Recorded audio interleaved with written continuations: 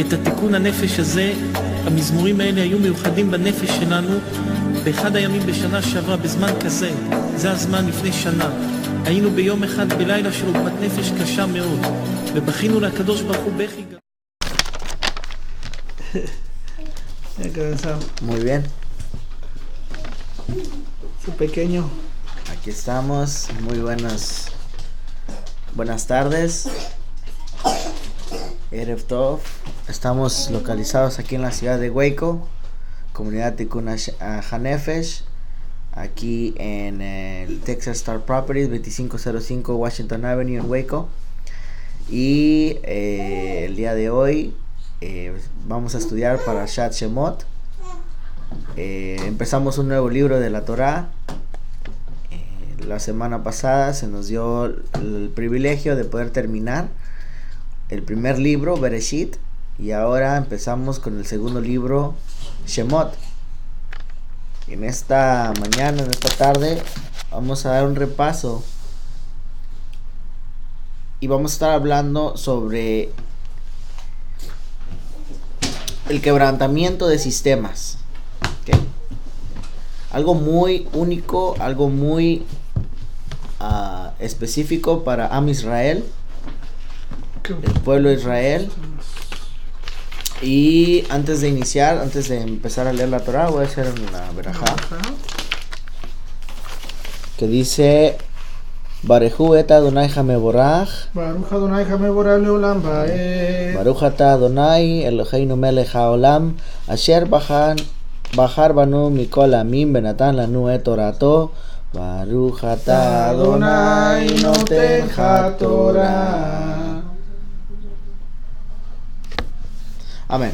Entonces voy a leer un poco lo que dice en la Torah Emet, el principio de Shemot, que dice la siguiente manera: mientras en el libro de Bereshit los protagonistas son siempre figuras individuales, en el libro de Shemot se destaca un personaje diferente, no individual, sino colectivo, el pueblo de Israel, que comienza a fructificarse y expandirse en Egipto.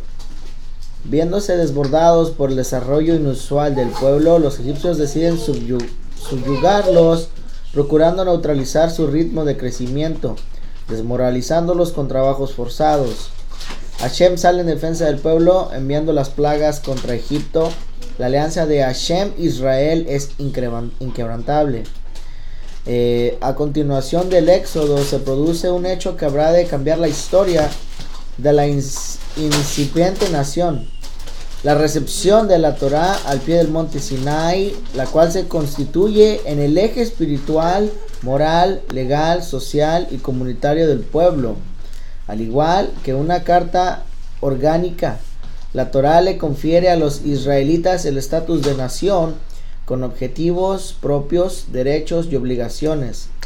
Ahora sí, la libertad es total, no solo la liberación física, sino fundamentalmente la liberación espiritual, que es la suma y el fundamento de toda libertad, sin la cual cualquier otra forma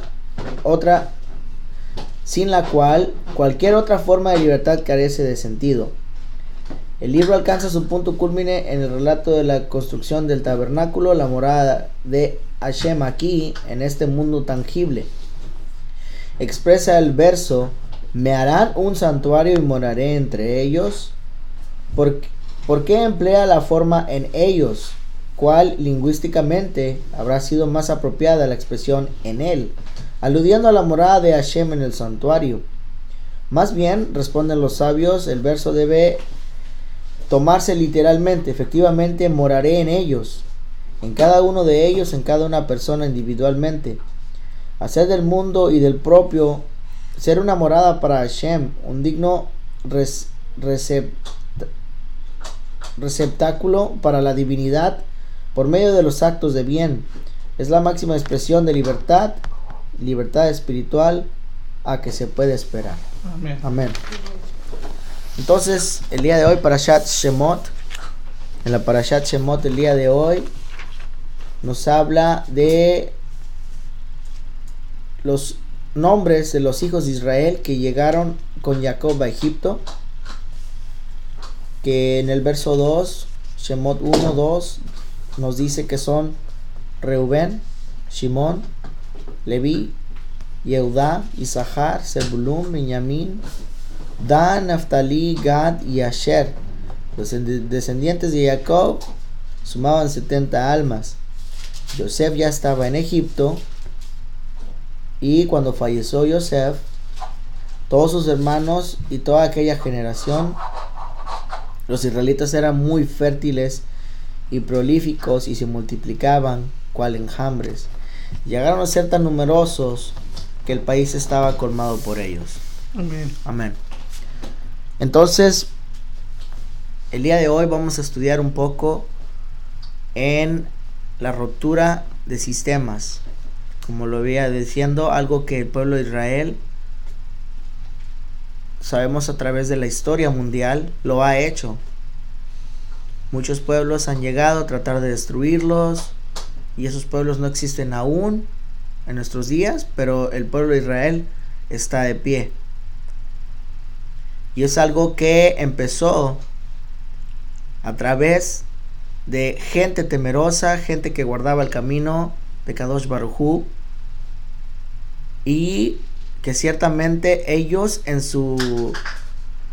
cada época, en su época, ciertamente estos hombres individuales o pueblo como en conjunto eran libertadores, eran personas que guardaban no solamente el camino del Eterno, sino iban a guardar la vida de los descendientes a por venir. Entonces voy a empezar con la historia, porque ¿por qué traer a Abraham? ¿Por qué volver a repasar el libro de Bereshit? Tiene mucho sentido. Abraham, el patriarca, era la persona que empezó a romper los sistemas, porque se le dijo: sal de tu tierra, en Génesis 12:1, sal de tu tierra y de tu parentela, y te llevaré a la tierra, ¿verdad?, que he de heredarte. Para empezar, él tuvo que romper, salir de la tierra, una tierra idólatra, donde Abraham se encontraba con su parentela. Entonces el día de hoy vamos a, los que tengan su Torah, vamos a repasar varios textos. Vamos a ir leyendo poco a poco hasta llegar al punto donde estamos hoy en Parashat Shemot, para darle sentido al tema de romper los sistemas. Vamos a ir a Bereshit 12, del 10 al 20. Y dice la Torah de la siguiente manera: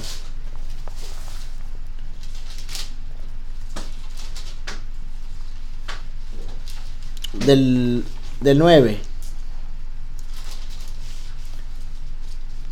Dice: Abraham fue yendo y viajando hacia el sur,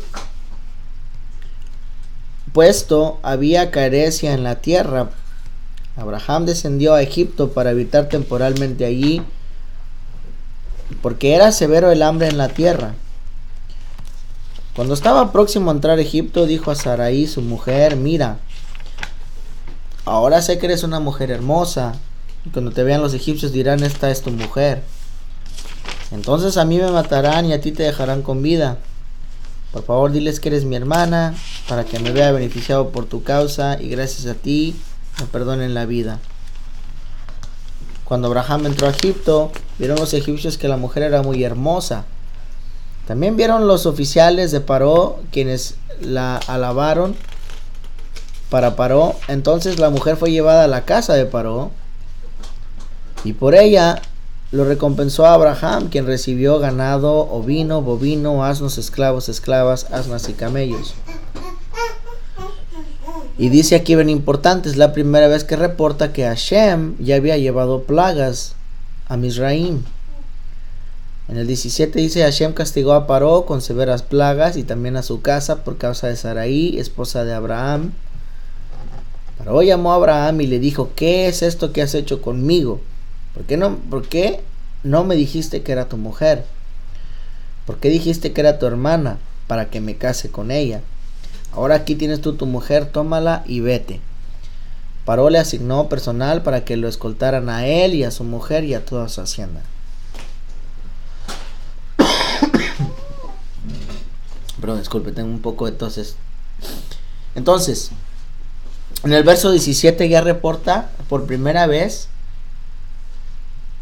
que el patriarca Abraham había descendido a Mizraim y que por causa de su mujer, que la tomó indebidamente paro, llegaron las primeras plagas. También en la parashá anterior que habíamos leído, cuentan los sabios de que antes de morir Jacob dice que agarró la tierra y que él ya vio el futuro, él ya había visto las plagas. Cada vez que agarraba tierra veía cada una de las plagas que venía. Entonces, ¿qué es lo que pasa? ¿Cuál es el sistema de Mizraim en ese entonces? ¿Verdad? Se le dice que Egipto aquí es la primera vez, el primer factor que Israel, no como nación, sino como individual, a través del patriarca Abraham, tiene un encuentro con Egipto, ¿verdad? En esta ocasión no fue algo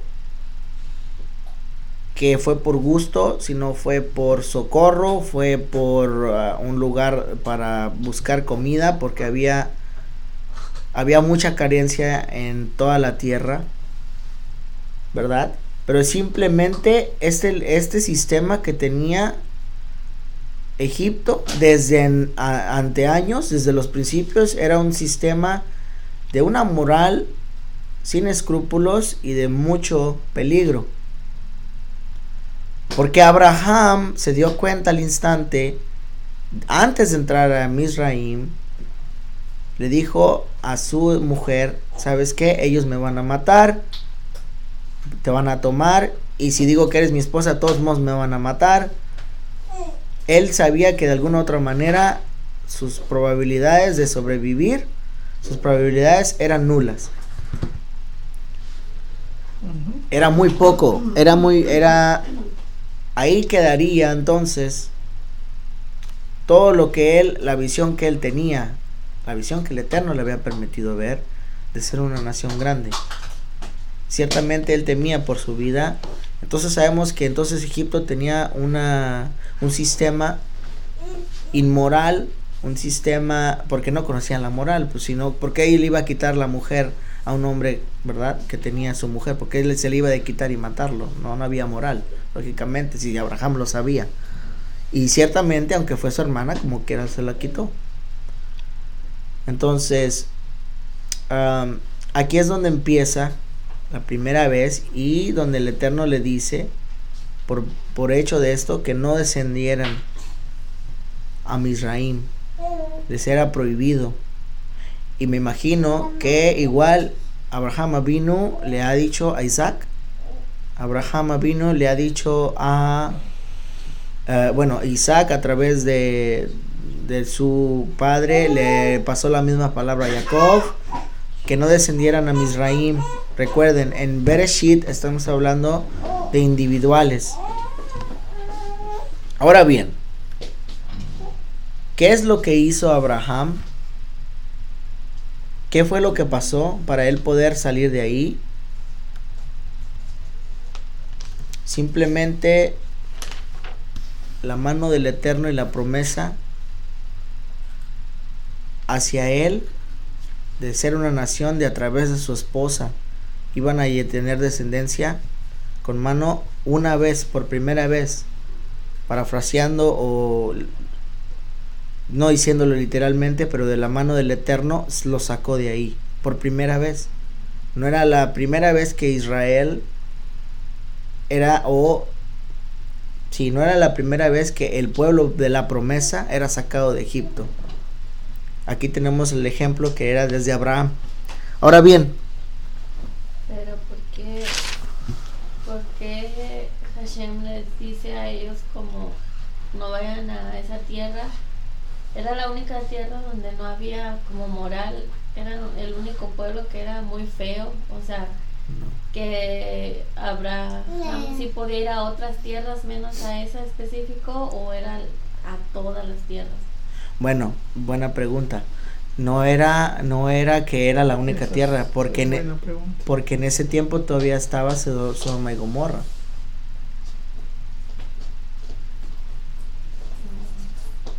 Entonces, ¿por qué específicamente esa tierra? Bueno, no solamente esa tierra, me imagino que también a los pueblos, bueno, en realidad no me imagino, lo que marca la Torá es lo siguiente. Lo que marca la Torá es que le dice que no tomen mujeres de los de la tierra de Canaán. En ese entonces las primeras 70 naciones, los primeros 70 pueblos que había en alrededor, había muy pocos que conocían del camino del Eterno. Lo sabemos por Noaj. Si no existiera en la Torá, en la historia de Noaj, créeme, sería muy complicado tratar de explicar todas estas cosas, pero por algo el Eterno paró lo que existía y empezó una nueva generación con Noaj. A través de las descendientes que hemos estudiado de Noaj, sabes, las naciones que salieron cada quien, sabemos que 2 de los hijos ciertamente siguieron siendo estudiosos y fueron los que tenían tiendas de estudio para enseñar a los demás pueblos la Torá y aquel que se acercara. Mas sin embargo sabemos lo que pasó con otros pueblos que simplemente se pervirtieron, tomaron la tierra y la invirtieron en mal. Lo que pasó con Sodoma, lo que pasó con Egipto, lo que llegó a pasar con Nimrod y todo ese tipo de gentes, que simplemente ellos lo que hacían era tener líderes para cazar a las personas, traerlas y hacer lo que ellos quisieran con ellas. Ya llevaba la tierra en ese tiempo mucha maldad. ¿Qué es la maldad? Ciertamente no es de que hacían cosas perversas que no llevaban el camino del Eterno, sino que simplemente se negaban la ayuda del uno a otro, a su prójimo. No querían aceptar, no querían que, en pocas palabras, ya había lo que dice el egoísmo en aquel entonces. Entonces, ¿por qué en Egipto? Porque era el lugar que tenía suficiente sustento en aquel tiempo, cuando hubo carencia, más que todas las naciones. Entonces tampoco era un lugar, ¿cómo se lo explico de esta manera? Era un lugar donde ciertamente, donde todo el mundo tenía carencia en aquel tiempo. Era un lugar donde sí existía fruto para sobrevivir, alimento, sustento básico para sobrevivir. Era una nación, una civilización avanzada en aquel tiempo, Egipto. Ahora bien, ¿qué pasó con Canaán? Allá vamos, buena pregunta.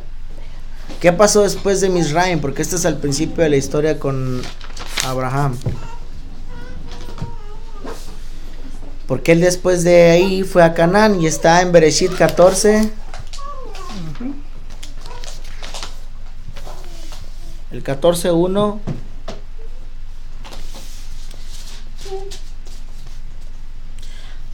Dice en 14:1 de Bereshit, dice: resulta que en los días de Amrafel, que es Nimrod, rey de Shinar, esto es cerca del Golfo Pérsico, Ariog, rey de Elazar, que era el sur de Mesopotamia, Kedorlaomer, rey de Elam, que era ubicado al norte del Golfo Pérsico y al este del Tigris, Tidal, rey de Goim, que era confederación de pueblos de aquel tiempo.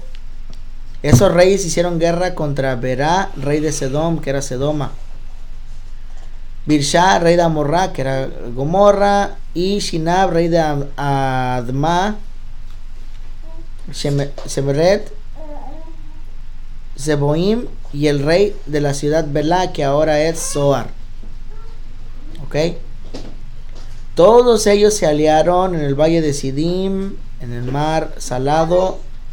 12 años estuvieron al servicio de Kedorlaomer y 13 años se rebelaron.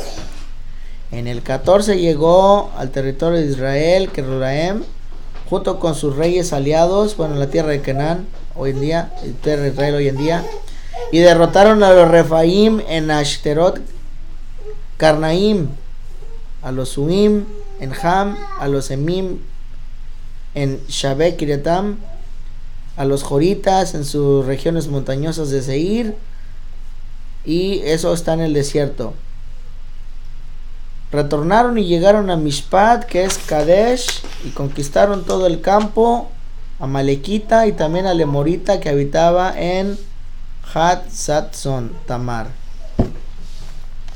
Entonces salió el rey de Sedom junto con el rey de Amorá, el rey de Amabá, para la batalla contra ellos en Sidim, contra Kedorlaomer, rey de Elam, y los reyes que venían con él. El valle de Sidim tenía muchos pozos de betún. Con los reyes de Sedom y Amorrá procuraron huir y cayeron ahí. Entonces, cuando pasó todo esto, capturaron a Lot, sobrino de Abraham, y a sus bienes y se fueron. Lot residía en Sedom en aquel tiempo, y vino un fugitivo y le avisó a Abraham, el hebreo, que él habitaba en Eloné. Y cuando Abraham se enteró de que su pariente había sido tomado prisionero, fue con sus discípulos, no sabemos la historia, los derrotó, recuperó a Lot, y una vez más vemos en aquel tiempo las naciones, ahora sí, como la pregunta que tenía Abigail, ahora sí, las naciones en conjunto de aquel tiempo, todas en uno, hicieron una gran guerra unas contra otras y se llevaron cautivo a Lot, que era el sobrino de Abraham. Sabemos que Abraham luchó contra ellos con sus hombres. Aquí dice que eran ¿cuántos? 318 hombres. Se dividieron, cayeron y lo recuperaron a Lot, que es el mismo sistema ciertamente que las naciones en aquel día tenían y que hoy en día existe, no es otro sistema diferente. ¿Por qué invade una nación a otra? Para tomar una motín de lo que tenga, los recursos naturales, y dos, para tomar a la gente cautiva. Hoy en día, en nuestros días, se ha industrializado la cautividad. Ya no es tanto de un esclavo, de que eres mi esclavo como antes. Pero ciertamente hoy en día al pueblo lo toman cautivo, lo hacen ver que ponen a un líder nuevo, que hay una disque democracia, pero ¿qué es lo que hacen? Lo llevan a la ruina al país. Y es así como toman el motín, ¿verdad? Y se aprovechan de esos recursos naturales. Hoy en día, las naciones de hoy en día.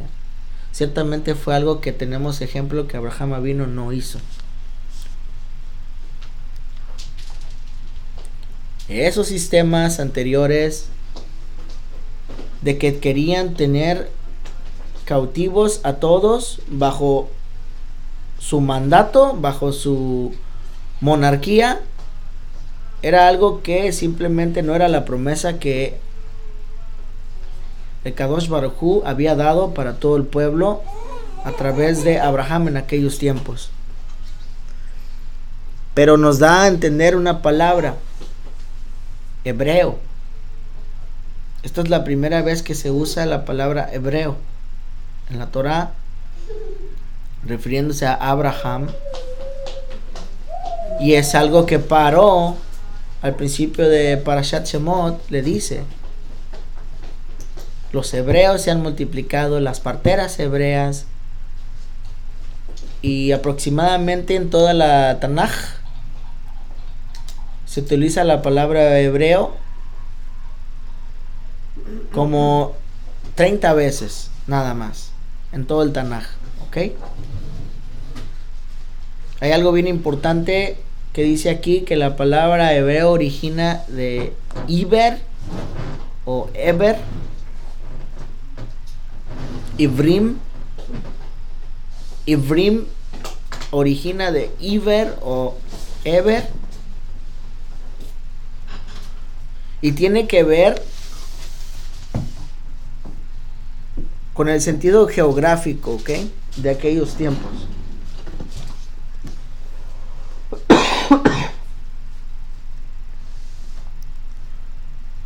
Como los kenanitas, Kenaani, como los moabitas, Moabí. Se requiere al sistema geográfico que había en aquellos tiempos. Pero también dice los Jajamín que Eber también viene de descendiente de el nieto de Noah. ¿Ok? Que Eber significa pues posiblemente, ¿verdad? Región, una región más allá.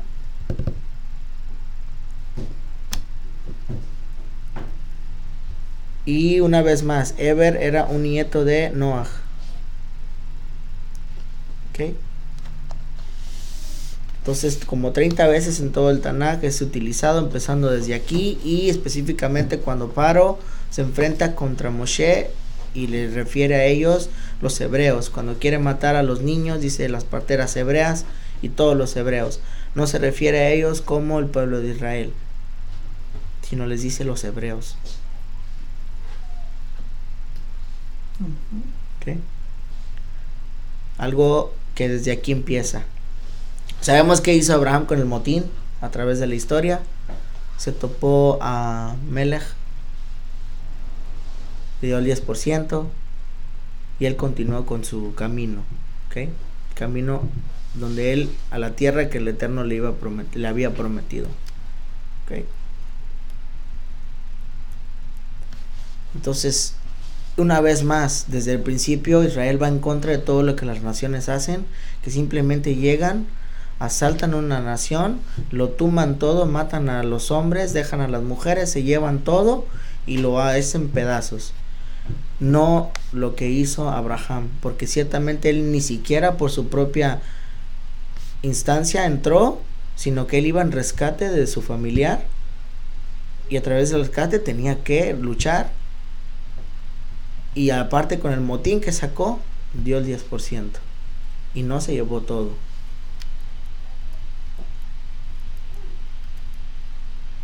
Israel una vez más va en contra. Ahora bien, vayamos a Éxodo 1.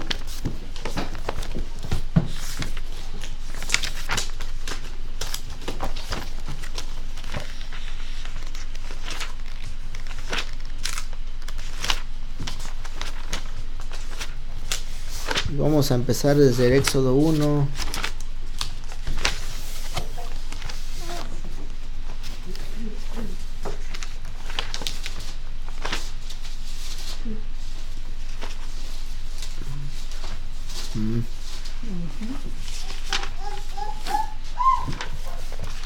Okay. Algo, también una nota que está aquí que dice que por qué a los nietos de Noah, si ellos eran Eber, ¿por qué se nos les dijo Ebrim o Ibrim? Sino que sons of Eber, Ben Eber. No se sabe, es hasta el día de hoy siguen estudiando y no entienden por qué. Se tendría lógica que de ahí saliera, ¿verdad? Ibrim, pero no, a ellos le decían Ben Eber, a los nietos de Noah, ¿ok? Ben Eber. Ahora bien, dice Shemot 1 que estos son los nombres de los hijos de Israel que llegaron con Jacob a Egipto cuando llegó con su familia. Reuben, Shimón, Leví, Yehudá, Isahar, Zebulún, Benjamín, Dan, Naftali, Gad, Asher. Los descendientes de Jacob sumaban 70 almas. Yosef ya estaba en Egipto. Falleció Yosef, todos sus hermanos, aquella generación. Los israelitas eran muy fértiles y prolíficos y se multiplicaban cuán enjambres. Llegaron a ser tan numerosos en el país, estaba colmado de ellos. Un nuevo faraón fue coronado en Egipto, que no supo de Yosef, y dijo a su pueblo: miren, el pueblo de los israelitas está ascendiendo más numerosos y más poderosos que nosotros. Traemos algo contra él, tramemos algo contra él, de lo contrario se multiplicarán, y acaso de la guerra se le harán con nuestros enemigos y lucharán con nosotros y abandonarán el país. Por eso nombraron sobre él recaudadores de impuestos para oprimirlo con sus cargas, edificar ciudades de depósitos para Paró, que eran Pitón y Ramsés. Sin embargo, cuando más los maltrataban, más se incrementaba y más se expandían. Por eso estaban intranquilos los israelitas. Los egipcios esclavizaron a los israelitas con trabajos forzados. Les amargó sus vidas con arduos trabajos, con argamasa y ladrillos, así con todas las tareas del campo. Todo el trabajo que les hacían hacer era forzado. Asimismo, el faraón de Egipto habló con las parteras hebreas. Una se llamaba Shifra y la otra Púa, y les dijo: cuando asistan a las hebreas en el parto, cuando las vean en el sillón de partos, fuese niño, ¿verdad? Si fuese niño, deberán matarlo, pero si fuese niña, déjenla con vida. Pero las parteras temieron a Elohim y no hicieron lo que les dijera el faraón, sino que dejaron vivir a los niños. El faraón de Egipto citó a las parteras y las reprendió, diciendo: ¿por qué hicieron eso? Dejaron vivir a los niños. Y ellas respondieron: porque las hebreas no son como las mujeres egipcias. Respondieron: si no, son expertas como parteras y dan a luz antes que llegue el asistente. Elohim favoreció a las parteras, el pueblo seguía creciendo en número y se hizo muy poderoso. Entonces,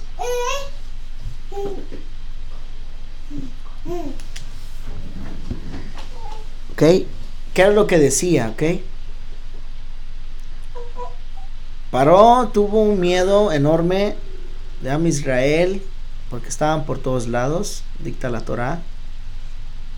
Ciertamente ellos eran en número más que ellos, y para poderlos controlar, una persona se levantó que colectaba impuestos y los obligaba a hacer todas tareas. En pocas palabras, el trabajo que ellos hacían no era suficiente para pagar lo que debían y vivir libremente. Y era el sistema, una vez más, de antaños que pudimos ver en Bereshit, ahora aquí, cientos de años después, una vez más llevado a cabo. De alguna manera diferente, ya no era de una manera de ataque, de guerra, porque ciertamente hubieran perdido, no solamente porque eran más número Israel dentro de Mizraim, sino porque el Eterno aún estaba con ellos. Doble guerra. Se dice que no conocía a este nuevo Paró lo que había hecho Yosef, pero ciertamente sí sabía. ¿Por qué no llegar a dialogar con ellos? Nada más porque eran más en número, no lo creo. Pudo haberlo hecho. Si era una nación tan civilizada, aún desde los tiempos de Abraham y todavía desde los tiempos de Moshe, pudieron haber llegado a un acuerdo. ¿Por qué? No lo sé. Lo que tenemos aquí es de una manera más sofisticada. Como le dije, tratar de tomar todo lo que les pertenece y hacerlos esclavos, haciéndolos esclavos Una vez más, estos sistemas de querer quitar lo que hace el pueblo de Israel desde los tiempos de Abraham, desde los tiempos de Noah. Simplemente el Eterno ha estado con ellos, ha estado con nosotros hasta hoy en día, porque lo podemos ver con nuestros propios ojos.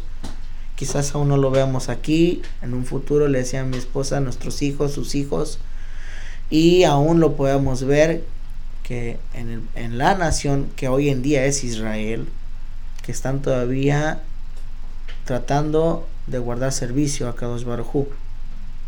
¿Ok?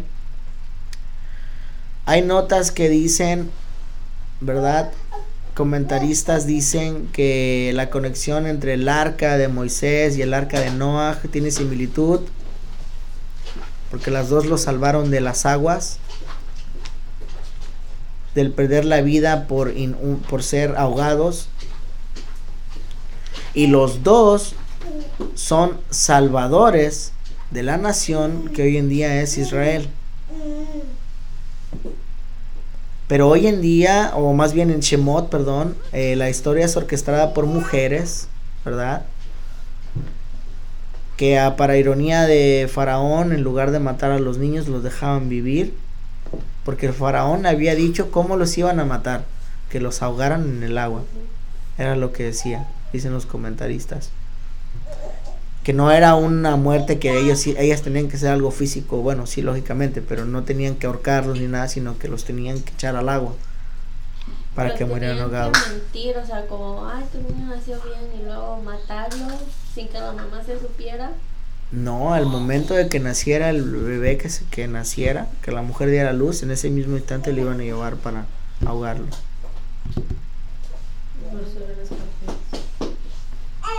No, te estaba leyendo un comentario. Sí. ¿Qué dice el comentario? Que también las mujeres sospechaban que las parteras estaban de acuerdo o sea, que eran cómplices con el faraón, y que ellas mentían en su fecha probable de parto, algo así. Entonces ya cuando era el parto, no les como que no les avisaban a tiempo a las parteras. Algo así, ¿no? Algo así. Es lo que dice la historia.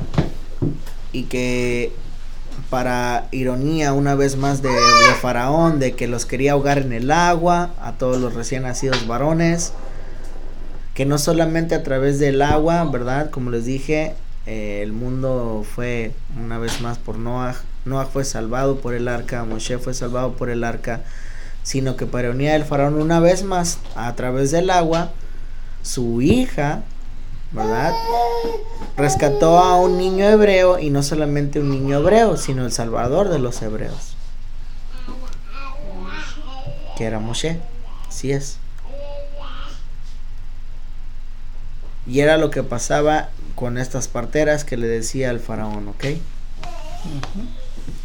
Ahora, otra cosa también de esta ironía, ¿verdad?, con el agua, con el arca, Moshe, Noah,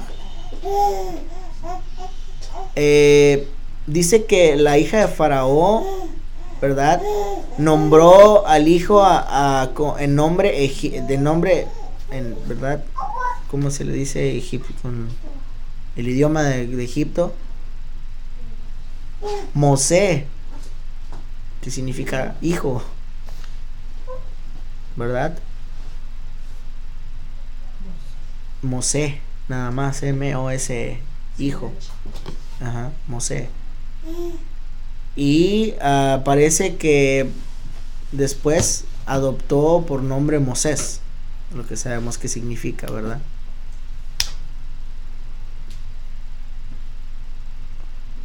Entonces, con esto, ¿verdad? Mosé en egipcio, hijo, Moisés en hebreo. Aquí está el significado. El que lo pueda encontrar, por favor, díganoslo, por favor. Aquí lo tiene la parashá. En pocas palabras, de una manera u otra, o Mosé o Moisés, significa haberle... Era la ironía de Faraón de todos modos. Porque a través del agua le llegó un hijo a su hija y a través de las aguas el Salvador de Israel llegó. Ahora bien, ¿qué es lo que estaba pasando aquí? ¿Okay? Lo que pasaba, si leemos más adelante, dice que cuando Moshe creció, ¿verdad? Y fue a sus hermanos, los hebreos, los israelitas, ¿verdad? Y cuando ocurrió aquel acto de que mató, ya sea por impulso, ya sea por defensa al egipcio, cuando él maltrataba a uno de los hebreos, como marca sería en el capítulo, les voy a decir,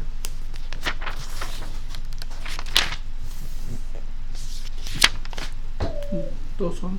2.11, ¿verdad? En el 2.11. Sí, resulta que en aquellos días Moshe, siendo grande, salió a visitar a sus hermanos y observó sus sufrimientos.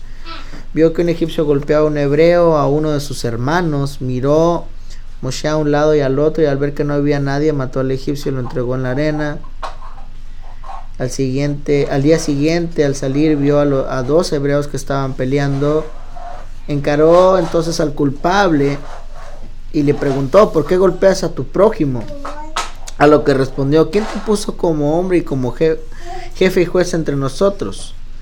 ¿Piensas matarme a mí como mataste al egipcio? Entonces Moshe tuvo miedo y pensó. Evidentemente se divulgó el incidente. Paró, tomó conocimiento del asunto e intentó asesinar a Moshe, pero Moshe huyó de Paró y se asentó en la tierra de Midian, y al llegar se sentó junto a un pozo. ¿Ok? Bueno, exactamente tenemos que en aquel tiempo el libertador de Israel, Moshe,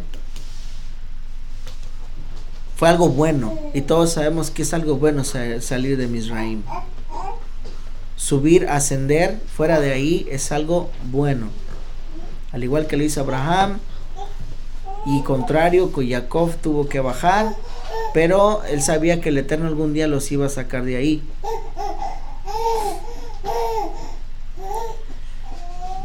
Era para bien, era lo mismo, bueno, de diferente manera, pero era similar a lo que había hecho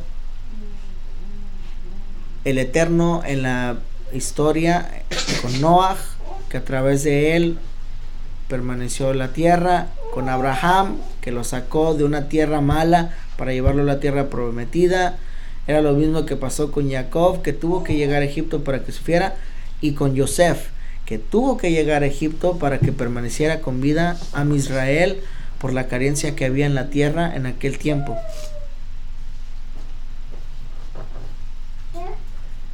Eran los salvadores que tenían que ver con estos sistemas perversos que había en aquel tiempo, pero permanecieron.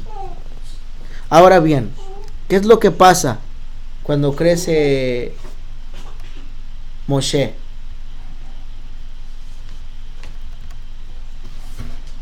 ¿Ok? Considerando que Abraham, ¿verdad?, salió de su tierra, y que Moshe mató al egipcio y salió de la tierra, ¿verdad?, en esta acción que él tomó, en los dos llegaron a una tierra nueva, a la nueva tierra. Lo describen los jajamín. ¿Ok? Es un quebrantamiento de sistemas a través de solamente el Eterno, y el cargo que le iba a dar a cada uno de estos individuales para llevar a salvación a un pueblo en conjunto. ¿Ok? es de una manera distinta como el Eterno lo hace con Moshe a como lo hizo con Abraham, pero los dos respondieron al llamado del Eterno. Moshe lo tuvo que hacer estando fuera de Mizraim y Abraham estando dentro de una tierra perversa. En la historia, ¿verdad? Hay dos diferentes tipos de cómo Kadosh Baruj Hu funciona con cada uno de ellos dos. ¿Okay? Y diría tercero, yo incluiría a Yosef, que es de la misma manera. ¿Okay? Uno fue espontáneamente, que fue Moshe. Abraham fue a través de tratarlo a través de los años, porque sabemos bien que no completamente salió cuando se le dijo, sino que batalló, ¿verdad? Y al igualmente con Yosef,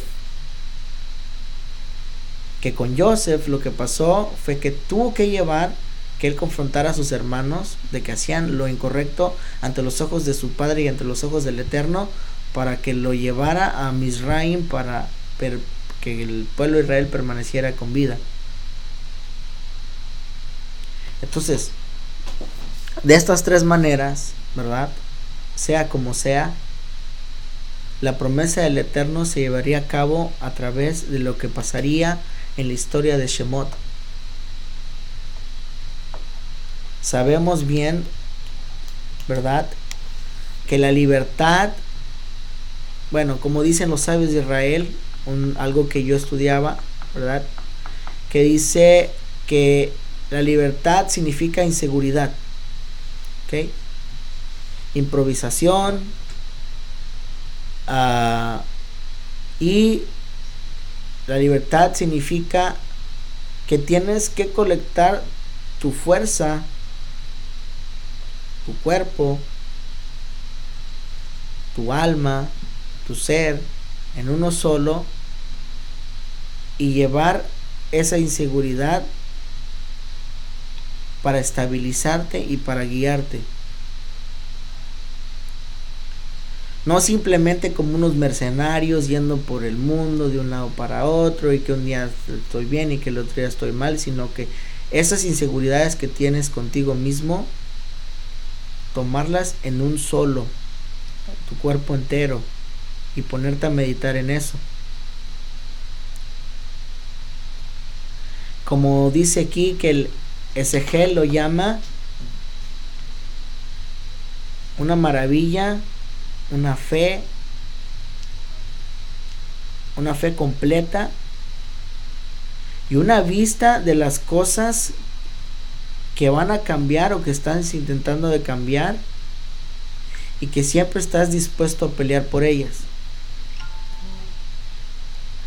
Esto demanda de nosotros, ¿verdad?, de la humanidad, no solamente de nosotros que estamos aquí, un simple paso, ¿verdad?, a seguir yendo hacia adelante en un sistema que tenemos hoy en día que simplemente está roto. Esto es, ¿verdad?, lo que está en nuestra sangre. Sabemos que en nuestra sangre se encuentra la Neshama, y por lo tanto a través de la sangre, Am Israel en el libro de Shemot celebra Pesaj, porque ellos tuvieron que hacerlo. Quizás ellos lo hicieron en aquel tiempo físicamente, con su sangre en esclavitud, físicamente matando a aquel cabrito para usar su sangre en Pesaj. Pero estos sistemas que hoy en día de hoy también nos quitan nuestro tiempo, también nos quitan nuestra sangre, con todo lo que tenemos hoy en día, con los alimentos. Lo digo porque he escuchado que un familiar está muy enfermo y me explicaban, ¿verdad?, lo que él tenía en su sangre por su mala alimentación. Todos, por todo lo que hoy en día envuelve en nosotros, el sistema en el que estamos viviendo. Nosotros ahora estamos en el tiempo correcto para romper esos sistemas a través de la Torá, a través de los ejemplos que tenían los patriarcas. Trabajo continuo, que todos los días, que quieren ahora que trabajemos en Shabbat, que quieren ahora que trabajemos hasta tarde y nos quitan nuestro tiempo. No debe de ser este sistema. No es diferente que en aquellos tiempos, simplemente lo han industrializado, es igual, pero tenemos ejemplo para agarrarnos. Eso es lo que es el pueblo de Israel hoy en día, que tenemos ejemplo de los patriarcas y los reyes y el pueblo en conjunto para basarnos, para seguir adelante. Entonces, esa es la libertad. Significa que vas a salir hacia tus inseguridades en el ámbito de la Torah. Y esas inseguridades que tú tienes, trabajarlas en tu cuerpo completo, para que así en conjunto, como estamos el día de hoy, podamos llevar a cabo lo que nos enseña la Torah, lo que nos enseña Kadosh Baruj Hu. Y lo digo por mí mismo, porque el Parashat Shemot tiene muchas explicaciones, tiene mucho que estudiar, pero es la libertad de Am Israel, de todas esas inseguridades que ellos tenían siendo esclavos, a través de un siervo, Moshe Rabbeinu, y a través de un conjunto de todos tener una misma emuná, lo pudieron romper, y a través de creer en el Eterno lo pudieron llevar a la obra. Entonces esas inseguridades que aún nos esclavizan, que aún estamos, podemos romperlas. Así es. Entonces hasta aquí la Parashat Shemot. Que el Eterno nos bendiga, nos guarde y Shabbat Shalom. Shabbat Shalom.